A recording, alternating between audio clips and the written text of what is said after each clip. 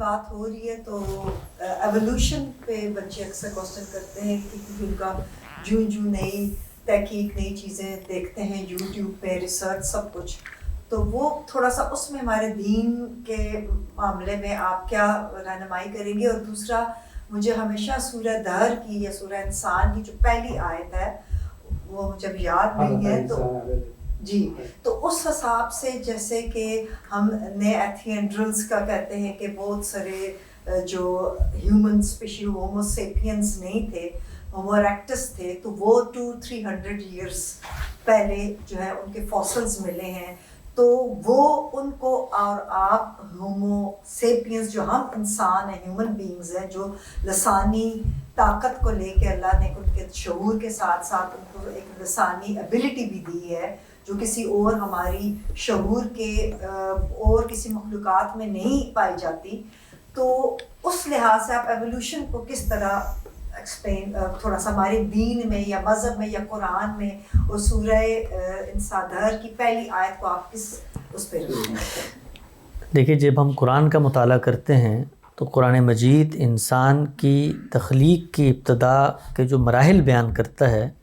اس کو وہ تسویہ سے تعبیر کرتا ہے۔ تسویہ کا مطلب ہوتا ہے نک سک درست کر دینا۔ وہ یہ کہتا ہے کہ تم ایک حیوانی وجود رکھتے تھے، اس حیوانی وجود میں انسانی نسلوں کو اللہ نے جاری فرمایا، وہ نسلیں پیدا ہوئیں اور پیدا ہونے کے بعد اختلاط کے نتیجے میں ان کا نک سک درست ہوا، یعنی وہ جو آرگنز ہیں ان کے جو کچھ ان کی اپیرنسز ہیں اس میں بہتری آئی، اور بہتری آنے کے بعد اللہ تعالیٰ نے ان میں سے انتخاب کر کے جس کو آپ کہتے ہیں انسانیت یا انسانی شخصیت یہ عطا کر دی، اور یہ عطا کرنے کے بعد یہ جو آج آپ کے سامنے انسان موجود ہے جس کے اندر حواس ہیں، جس کے اندر اخلاقی حس ہے، جس کے اندر جمالیاتی حس ہے، جس کے اندر اخلاقی حس ہے، یہ سب جو شخصیت کے طور پہ نظر آتا ہے، اللہ کہتا ہے کہ یہ میری ایک پھونک کا نتیجہ تھا، وَنَفَخْتُ فِيهِ مِن روح، میں نے پھونک اپنی اس میں پھونک دی۔ تو یہ قرآن کا تصور ہے،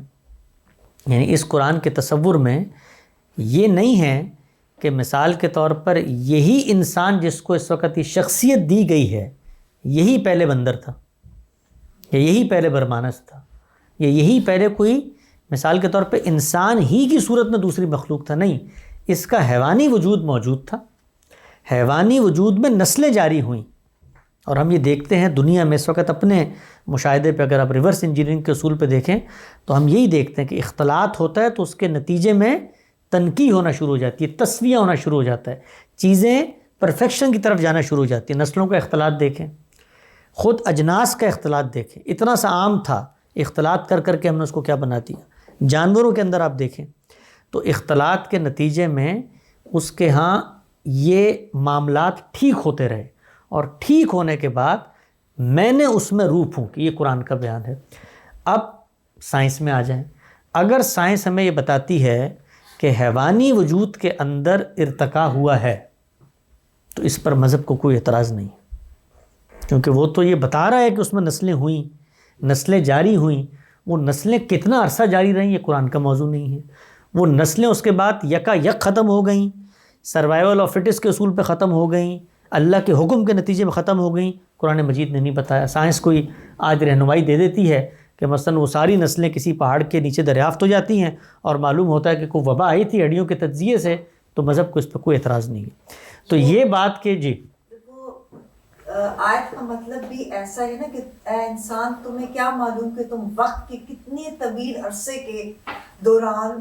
مطلب تم اس سے گزرے ہو، کچھ میں شاید ایگزیکٹلی یاد نہیں، لیکن طویل عرصے سے اگر انسان کو ایک آرڈنری ہیومن بینگ کو گزارا گیا تو ہو سکتا ہے کہ جب اشرف المخلوقات بنا ہو تو تب وہ کچھ۔ ہاں، پہلے تو اس نظریے کو بھی درست کر لیں، یہ ہماری خوش فہمی ہے کہ ہم اشرف المخلوقات ہیں۔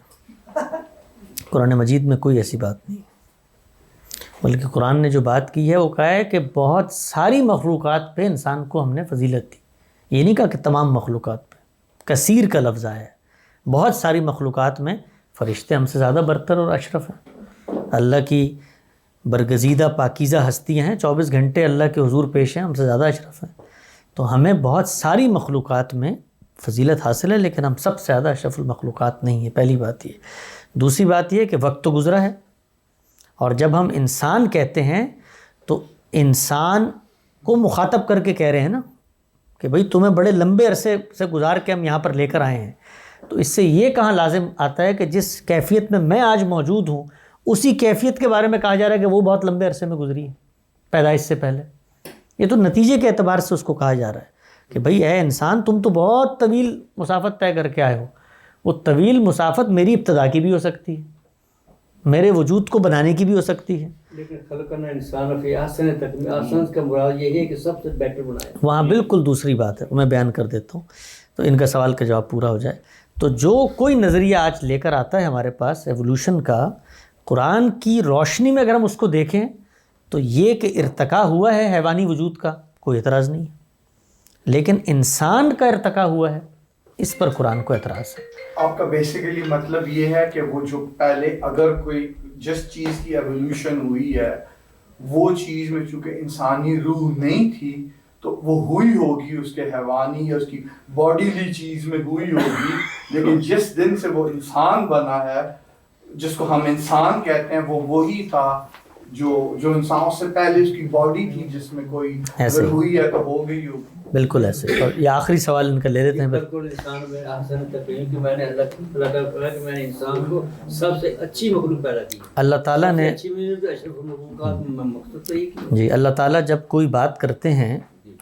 تو وہ زبان میں کرتے ہیں۔ زبان میں کسی بات کو سمجھنے کا آفاقی طریقہ یہ ہے کہ وہ کسی کلام کے اندر ہوتی ہے۔ کلام کو جب ہم پڑھتے ہیں تو اس میں کچھ کانٹیکسٹ اور سیاق و سباق ہوتا ہے، تو سورہ 3 کے اندر یہ ذکر ہے۔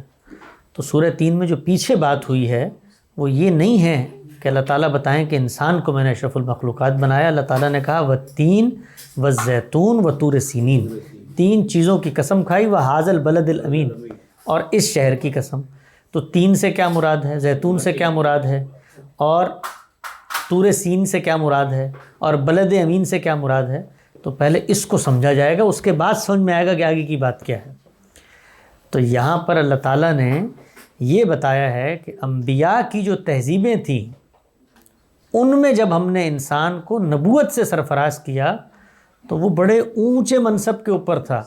یہ 3 اور زیتون ہاضمے کی دوائی کے طور پہ قرآن میں قسم کھا کے نہیں بتائی گئی ہیں، بلکہ یہ سیدنا مسیح کی وہ وادی ہے جہاں پر ان کو مبعوث فرمایا، اور وہ جگہ ہے جہاں پر ان کا انتقال ہوا۔ طور سین سیدنا موسیٰ کی وہ جگہ ہے، یعنی بنی اسرائیل کے اندر اللہ نے ایک قوم کے طور پہ جب انہیں منتخب کیا تو ان کو بتایا کہ موسیٰ کو بھی ہم نے بھیجا شریعت دے کر، اور آخر میں مسیح کو بھی بھیجا، تمہیں پیغام دیا کہ تم اللہ کی قوم بنو اور اللہ کا پیغام دنیا میں پہنچاؤ۔ پھر اس کے بعد یہ حاض البلد الامین، یہاں پر بنی اسماعیل میں رسول اللہ کو بھیجا ہے ایک قوم کی رہنمائی کے لیے، اور حقیقت ہے یہ وَلَقَدْ خَلَقْنَا الْإِنسَانَ فِي أَحْسَنِ تَقْوِيمٍ، جب ان کو ہم نے اس منصب پر فائز کیا تھا، بڑی اونچی جگہ پر تھے یہ۔ پھر اس کے بعد کیا ہوا، ثُمَّ رَدَدْنَاهُ أَسْفَلَ، پھر اپنے قانون کے مطابق یہ پستیوں میں جاتے چلے گئے۔ إِلَّا الَّذِينَ آمَنُوا وَعَمِلُوا الصَّالِحَاتِ، سوائے ان کے جو ان قوموں میں سے نیک اعمال پہ رہے، ان کے لیے اجر عظیم ہے۔ تو وہاں یہ کانٹیکسٹ ہے۔ ہماری بڑی بدقسمتی ہے کہ قرآن کو ہم اقوال زریں کی طرح پڑھتے ہیں اور اس میں آگے پیچھے نہیں دیکھتے کہ بات کیا ہو رہی ہے۔ ہم کیوں نہیں پھر یہ کر لیں کہ ہم صرف یہ سمجھ لیں کہ جی آپ سائنٹیفکلی انسانوں کی ایولیوشن کو اسٹڈی کرتے جائیں، لیکن ہم اس کو پھر جو ہم آدم اور جو اسٹوری اس کے ساتھ ملانے کی کوشش مت کریں۔ تو میں یہ کہہ رہا ہوں کہ یہ چیزیں آتی ہیں جب یہ دونوں چیزوں کو ہم ریکنسائل کرنے کی کوشش کرتے ہیں، اور یہیں پہ یہ ضد پیدا ہوتی ہے۔ اس لیے میرا سوال یہی تھا کہ کیا ہم اس کو کانشیسلی ان چیزوں کو ہم سیگریگیٹ سیپریٹ کر لیں کہ ہم نے مذہب کو مذہب کے طور پہ دیکھنا ہے اور سائنس کو سائنس کے طور پہ دیکھنا ہے، تو یہ پھر پرابلم ہمیں نہیں پیش نہیں ہے۔ جی، آپ اگر سائنس کو اس زاویے سے تحقیق میں لے کر آئیں گے کہ آپ نے الہامی مذاہب کے اس عقیدے کی نفی کرنی ہے کہ ایک آدم اور ایک حوا سے انسان پیدا ہوا تھا، اور جو کچھ حقائق آپ کے سامنے آئیں گے اس کی بنیاد پر، یہ غور سے سنیے گا بات، اس کی بنیاد پر ایک استنباط یا ایک اسطورہ، جسے یہ ہمیں کہتے ہیں نا لوگ عام طور پہ اس کو مولدین، کہ بھئی یہ تو ایک کہانی اور ایک مفروضہ اور ایک اسطورے کے اوپر ان کا تصور قائم ہے۔ جب آپ سائنس کے کسی انکشاف اور مشاہدے کی بنیاد پر کوئی تخیل یا اسطورہ قائم کر کے مذہب کی نفی کریں گے تب بھی آپ زیادتی کر رہے ہوں گے. اور جب آپ مذہب کے کسی مقدمے کی بنیاد پر جو سائنس کی حقیقت نہیں بیان کر رہا موجودہ دور کے الحاد یا سائنس کی نفی کر رہے ہوں گے تو آپ مذہب کے ساتھ زیادتی کر رہے ہوں گے. دونوں جگہ پہ مولوی پائے جاتے ہیں. وہاں پر سائنس کا غلط استعمال کر کے مذہب کو ریفیوٹ کیا جاتا ہے, یا مذہب کا غلط استعمال کر کے سائنس کو ریفیوٹ کیا جاتا ہے. تو آپ ارتقاء پہ تحقیق کریں, آپ تحقیق کریں بھئی, آپ کے پاس وجود ملے ہیں, اس تحقیق کے بعد کہانی نہ بنائیں, مفروضہ نہ بنائیں, تخیل نہ پیدا کریں, سائنسی حقیقت میرے سامنے لے کر آئیں. تو تب میں اس جگہ پر کھڑا ہوں گا جہاں مولانا امین حسن اصلاحی کھڑے تھے کہ پہلے خالق کو چیلنج کروں گا, اگر خالق کو مان چکا ہوں تو کہوں گا سائنس سمجھ میں نہیں آ رہی بھائی, پھر سمجھ میں آئے گی مان لیں گے. پروردگار کی بات سے کیسے نفی کر سکتا ہوں؟